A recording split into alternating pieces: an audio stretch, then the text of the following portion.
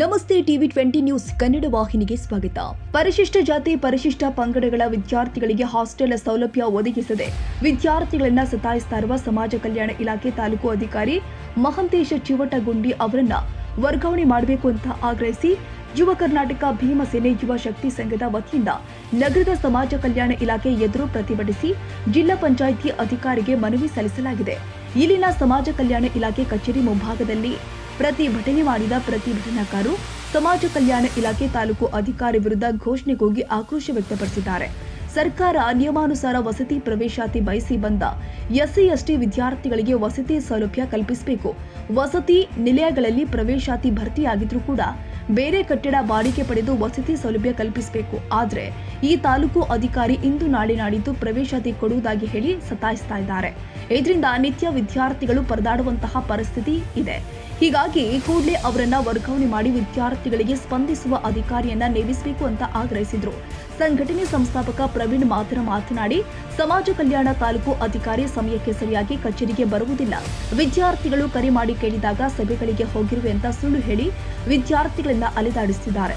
ಇದರಿಂದ ವಿದ್ಯಾರ್ಥಿಗಳ ವಿದ್ಯಾಭ್ಯಾಸವು ಕುಂಠಿತವಾಗ್ತಾ ಇದೆ ಅಂತ ದೂರಿದ ಅವರು ಕೂಡಲೇ ಅವರನ್ನ ವರ್ಗಾವಣೆ ಮಾಡಬೇಕು ಎಂದಿದ್ದಾರೆ. ಅವರ ಬಗ್ಗೆ ದೂರು ಕೊಟ್ಟರು ಸರ್. ಅಲ್ಲಿಂದ ಇಲ್ಲಿವರೆಗೆ ಯಾವುದೇ ರೀತಿ ಕ್ರಮವೂ ಆಗಿಲ್ಲ ಸರ್. ಮತ್ತು ಅವನು ಕೂಡ ಆ ವಿಚಾರ ಗೊತ್ತಿದ್ದು ಅವರು ದರ್ಪ ತೋರಿಸತ್ತಾರೆ ಸರ್.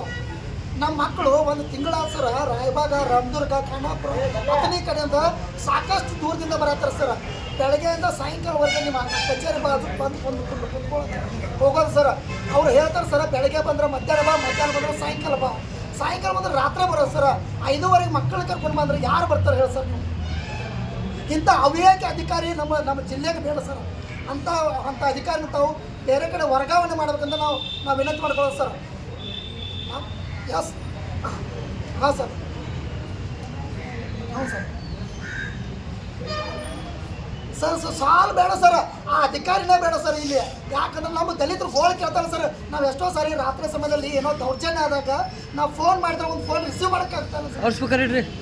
ಏನು ಬೆಳಗಾವಿ ಜಿಲ್ಲೆ ಬೆಳಗಾವಿ ತಾಲೂಕಿನ ಸಮಾಜ ಕಲ್ಯಾಣ ಇಲಾಖೆ ಅಧಿಕಾರಿಗಳಂತ ಮಹಂತೇಶ ಚಿವಟಗುಂಡಿ ಸರ್ ಅವ್ರ ಬಗ್ಗೆ ನಮ್ಗೆ ಸಾಕಷ್ಟು ದೂರುಗಳು ದಲಿತ ಸಂಘಟನೆಗಳಿಂದ ಕೊಟ್ಟಿದ್ರು ಕೂಡ ಯಾವುದೇ ರೀತಿ ಕ್ರಮ ಕೈಗೊಳ್ತಾ ಇಲ್ಲ. ಕಾರಣ ಇಷ್ಟೇ, ಏನು ದಲಿತ ಸಮುದಾಯದ ಜನರಿಗೆ ಅನುಕೂಲ ಮಾಡಿಕೊಡುವ ಉದ್ದೇಶಕ್ಕಾಗಿ ಸಮಾಜ ಕಲ್ಯಾಣ ಇಲಾಖೆ ಅಧಿಕಾರಿ ಮತ್ತು ಇಲಾಖೆ ಇದ್ದಿದ್ದು.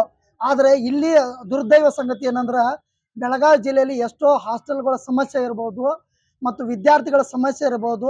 ಸುಮಾರು 1 ತಿಂಗಳಿನಿಂದ ಇಲ್ಲಿಂದ ಇಲ್ಲಿವರೆಗೆ ಎಷ್ಟಾದರೂ ಅಲೆದಾಡಿದ್ರು ನಮ್ಮ ವಿದ್ಯಾರ್ಥಿಗಳು ಅವ್ರ ಬಗ್ಗೆ ಸರಿಯಾದ ಒಂದು ಹಾಸ್ಟೆಲ್ ವ್ಯವಸ್ಥೆ ಕೂಡ ಮಾಡಿಕೊಡ್ತಾ ಇಲ್ಲ. ಅಲ್ಲಿ ಹೋಗಿ ಇಲ್ಲಿ ಹೋಗಿ ಇಂಥ ವಿಚಾರಗಳ ಇಲ್ಲಿ ನೂರಾರು ವಿದ್ಯಾರ್ಥಿಗಳು ಅಲೆದಾಡ್ತಾ ಇದ್ದಾರೆ. ಕಾರಣ ಇಷ್ಟೇ, ಅದ್ರ ಬಗ್ಗೆ ನಮ್ಗೆ ಕೂಲಂಕುಷವಾಗಿ ನಾವು ತಿಳಿಸಿದಾಗ ಅವ್ರನ್ನ ಪ್ರಶ್ನೆ ಮಾಡಿದಾಗ ಅವರು ಕೂಡ ಹೇಳ್ತಾರೆ, ಏನು ಮಾಡ್ಕೋಪ್ಪ, ಏನು ಮಾಡೋಕ್ಕಾಗೋದಿಲ್ಲ. ಆದರೂ ಕೂಡ ಟೈಮ್ ಕೊಡ್ತಾರೆ ಅವರು. ಬೆಳಗ್ಗೆ ಬಂದ್ರೆ ಮಧ್ಯಾಹ್ನ ಬಾ, ಮಧ್ಯಾಹ್ನ ಬಂದ್ರೆ ಸಾಯಂಕಾಲ ಬಾ. ಸುಮಾರು 5:30ವರೆಗೆ ಅವ್ರು ಯಾವುದೇ ರೀತಿ ಇಲಾಖೆಯಲ್ಲಿ ಇರೋದಿಲ್ಲ. ಅವ್ರು ಹಾಜರಾತಿಗೆ ಮಾತ್ರ ಬರ್ತಾರೋ. ಅದರಿಂದ ಅವು ಇನ್ನುಳಿದ ಎಲ್ಲ ಕೆಲಸಗಳನ್ನ ಮಾಡ್ಕೊಳ್ತಾರೋ.